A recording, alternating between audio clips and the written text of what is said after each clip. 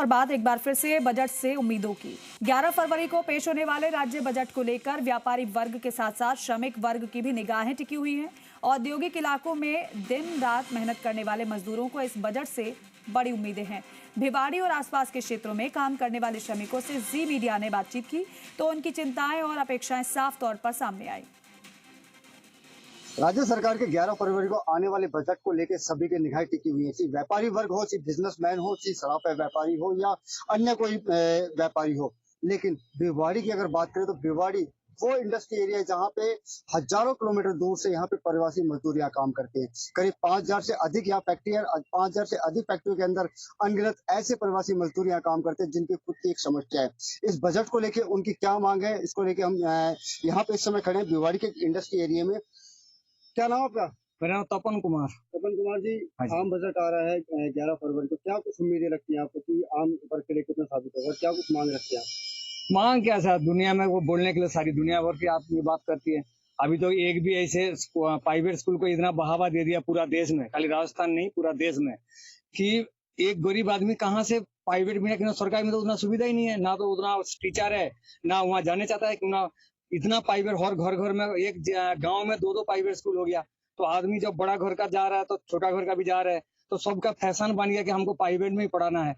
उसका इनकम तो 9000 रुपया है। वो सरकारी में भेजे तो वहाँ पढ़ाई भी नहीं है, क्योंकि वहाँ तो आधा टीचर नहीं है, ना तो वहाँ कोई साधन है, ना ढंग से कोई बैठने का है, ना टीचर भी उतना गौर करता है, जानता है कि प्राइवेट में पढ़ लेगा सब बच्चा। तो जिसका चलते 50% तो उनका कमाई तो जो 9000 रुपया में, तो वो तो चला गया वहाँ पढ़ाई में। वो बेचारा क्या कमाएगा, क्या खाएगा? वो लास्ट में 10-5 साल में वो अपना दिमाग में कमजोर होके अपना आधा द्वारा होके मरती है। दूसरा है प्राइवेट में, वहां जाओ अस्पताल में दवाई लेने जाओ, वहां पता लगा कि आपको इतना लाइन लग जाएगी, 3 दिन तो मजदूरी छोड़ के वहाँ दवाई मिलेगी। एक दिन पर्ची का तो अगले दिन उसका दवाई मिलेगा, डॉक्टर आज है कल नहीं है। प्राइवेट में दुनिया भर की इतना ज्यादा बढ़ावा दे दिया कि सारी आदमी प्राइवेट जाना पड़ता है। वो जो थोड़ा बहुत इनकम है वो सारी ये सब काम पे चला जाता है। वो कुल मिला के 10 साल का अंदर भीख मांगने वाला हो जाता है। उनका कोई एक्स्ट्रा कोई इनकम का कोई रास्ता है नहीं। यही प्राइवेट में करे चाहे खेती में करे, वही 9-10 हजार रुपये इनकम कर सकते आदमी हम लोग। तो क्या होता है कि आदमी फिर अपना हमने, मतलब वो जो गरीब बोलता हूँ 50%, हम लोग अपना हमने भिखारी बन जाता हूँ। और इन लोग को लिए साधन के लिए कोई सरकार का पैसा नहीं, किसी सरकार के लिए। लेकिन अभी अगर चुनाव हो जाए तो करोड़ों रुपया कम मतलब खर्चा करने के लिए 2 दिन में उसका कोई पैसा का जरूरत, मतलब ये नहीं, कांगी नहीं है। ये कांगी सारी गरीब का कोई सुविधा के लिए, चाहे स्कूल में हो, अस्पताल में हो, किसी चीज में। तो इसीलिए इसमें क्या बजट और क्या है, हमारा तो ऐसे ही करके मरना है। तो हम इस बजट के अंदर देखिए, आप दूर से काम करने आते तो इस बजट में क्या वेतन बढ़ोतरी में भी ध्यान देना चाहिए सरकार को? हाँ सर, बिल्कुल देना चाहिए। क्या है, प्राइवेट सेक्टरों में वेतन बढ़ोतरी बहुत कम होती है, जिसके कारण बहुत परेशानी उठानी पड़ती है। और स्कूलों में तो फीस हर साल में ये बढ़ जाती है कि भरना मुश्किल हो जाता है।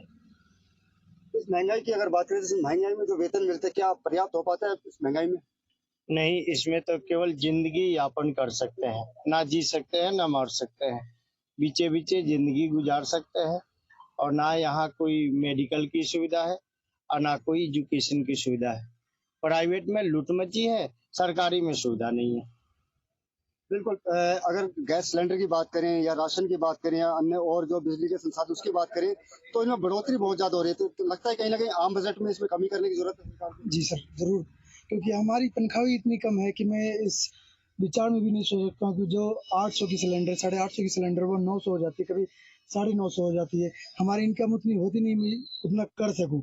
इसलिए मैं यही चाहता हूँ कि इस बजट से थोड़ा और लो करे, जो कि हम गरीब जैसे आदमी आराम से इसे रिकवर कर सकते हैं। कहीं ना कहीं जो गरीब परिवार के जो मजदूर होते हैं, श्रमिक होते हैं, उनके ऊपर स्वास्थ्य की बड़ी समस्या होती है। अगर खुदा ना खास्ता अगर बीमार हो गए तो जिंदगी भर की पूंजी या काफी सालों की मेहनत की कमाई उसमें अस्पताल में चली जाती है। हाँ जी, चली जाती है। तो इसमें क्या सरकार को जी इसके लिए कोई उपाय करना चाहिए, गरीब आदमी के लिए उन्हें कोई सुविधा होनी चाहिए। और आजकल प्राइवेट में तो बहुत लूट मची है, भर्ती में भी बहुत ज्यादा वो लगा है। आजकल सरकारी नंबर आएगा नहीं, वो आदमी का वैसे ही अपना दम दुम तोड़ देगा। बिल्कुल।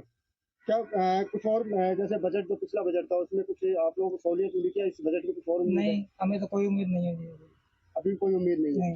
आप क्या कहेंगे, क्योंकि आप एक इंडस्ट्री यहाँ पे चला रहे हैं और काफी सालों से भिवाड़ी में रहते हैं, तो पिछले बजट की अगर बात करें, इस बजट की अगर बात करें तो क्या कुछ नया पहले हुआ था या कुछ उम्मीद नहीं रखते? देखिए कुलदीप जी, गवर्नमेंट से हम नौकरी पेशा वाले काफी उम्मीद लेके चलते हैं, लेकिन आज तक कुछ होना असंभव सा लग रहा है। क्योंकि अभी सेंट्रल गवर्नमेंट का जो बजट आया उसके अंदर श्रमिकों के लिए, नौकरी पेशा वालों के लिए कुछ नहीं दिया। सिर्फ और सिर्फ इतना कहा गया कि 31 जुलाई तक आप अपनी रिटर्न भर सकते हैं, इसके अलावा कुछ नहीं मिला। और भिवाड़ी के बारे में अगर हम राजस्थान गवर्नमेंट से कुछ उम्मीद करें तो वो भी इतनी भिवाड़ी की समस्याएं हैं कि राजस्थान गवर्नमेंट भिवाड़ी की तरफ नहीं देख रही। जिस दिन देखती है, जिस दिन उसको कुछ इनकम के बारे में सोचना होता है कि इस आदमी की, इस इंडस्ट्रीज की रिटर्न आज नहीं है, जीएसटी नहीं है, जबकि भिवाड़ी सबसे ज्यादा राजस्थान गवर्नमेंट को चलाने वाला पहला स्रोत है, ये आप लोग अच्छी तरह से जानते हैं। लेकिन राजस्थान गवर्नमेंट इस भिवाड़ी के बारे में नहीं सोचती। न राजस्थान रोडवेज की बसें यहाँ पे दिल्ली से लेकर के अलवर, दूसरे रोड पे कहीं पे भी कोई बसें नहीं है। तीसरी बात, भिवाड़ी की रोडों पे इतना पोल्यूशन कि इंडस्ट्रीज पे पोल्यूशन थोप देते हैं, लेकिन रोडों पे पानी तक डालने के लिए कोई नहीं सोचता। हम तो यही सोचते हैं ईएसआई हॉस्पिटल की हालत को गवर्नमेंट सुधारे, श्रमिकों के बारे में कुछ ना कुछ सोचे। ये दारू महंगी कर दी, वाइन सस्ती कर दी, सिगरेट महंगी हो गई, ये बजट गरीबों के लिए कुछ हित में नहीं होता। बिल्कुल, कहीं ना कहीं कह सकते हैं कि भिवाड़ी की जो इंडस्ट्री है वो प्रवासी मजदूरों को पे टिका हुआ है। तो क्या कुछ कहेंगे उनके बच्चों के लिए, प्रवासी मजदूरों के बच्चों के लिए, प्रवासियों के लिए कुछ खास अहम इसके अंदर फैसला होना चाहिए? मैं ये कहना चाहूंगा कि प्रवासी हों चाहे यहाँ के स्थानीय लोग हों, नौकरी करने वालों का तो बुरा हाल है। उनकी मैक्सिमम 40% 30% वो अपने इस्तेमाल को बचते हैं, बाकी तो उनका हेल्थ और एजुकेशन पे ही खर्च हो जाता है। बुरा हाल है, सब कुछ बुरा ही हाल है। भिवाड़ी में तो कहने के लिए ये बड़ा टाउन इंडस्ट्रियल एरिया है, कितने हजार इंडस्ट्री काम करती हैं, पर काम करने वालों के लिए कुछ भी नहीं है। बस कागजों में है कि 5 किलो राशन जा रहा है, सब कर रहा है। इनकम टैक्स भरने वाला आदमी है, उसके बारे में कोई स्कीम ही नहीं आती है। 5 किलो राशन बांट करके ही सरकार ये समझती है कि सब कुछ हो गया। जो आदमी जीवन भर इनकम टैक्स भरता है, उसके बच्चे भी सरकारी स्कूल में पढ़ने के लिए फैसिलिटी नहीं मिलती है, और मिलती भी है तो ऐसे स्कूल हैं, उन्हें कौन पढ़ाने के लिए भेजेगा? उनको कौन चोर बनाएगा अपने बच्चों को? और राशन दे दिया कि दोपहर का खाना दे दिया, ये कोई मतलब है? कम से कम कोई व्यवहारिक नीतियां अपनाओ। आप पक्ष विपक्ष लड़ते रहोगे, अपनी अपनी बातें बताते रहोगे, हमें बीजेपी कांग्रेस से कोई लेना देना नहीं है। ऐसा कोई काम करो जिससे कि आम आदमी को राहत मिले। पढ़े लिखा आदमी क्यों पढ़ाई लिखाई करके नौकरी करेगा? उसे खाली टैक्स भरना है, प्राइवेट स्कूल में पढ़ाना है, प्राइवेट अस्पताल में इलाज कराना है, टोल टैक्स भर के गाड़ी चलानी है, सब काम उसे अपने पैसे से ही चलाना है। तो फिर हम तो क्या रहेगा? काई की आजादी, काई की गुलामी है भाई?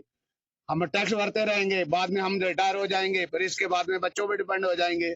सरकार की कोई मूलभूत नीतियां बनाओ भाई। खाली कांग्रेस बीजेपी कब तक करते रहोगे?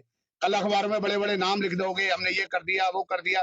भाषणों से बाहर आओ भाई। आम आदमी आपसे काम की उम्मीद करता है, वोट दे के इसलिए भेजा है आपको। आम आदमी हो या खास आदमी हो, आपसे वोट लेता है तो उसके लिए आपका राइट, अधिकार बनता है, ड्यूटी बनती है आपकी। अधिकार तो हमारा बनता है। आप कर कुछ नहीं रहे हो, आप ही भाषण कर रहे हो।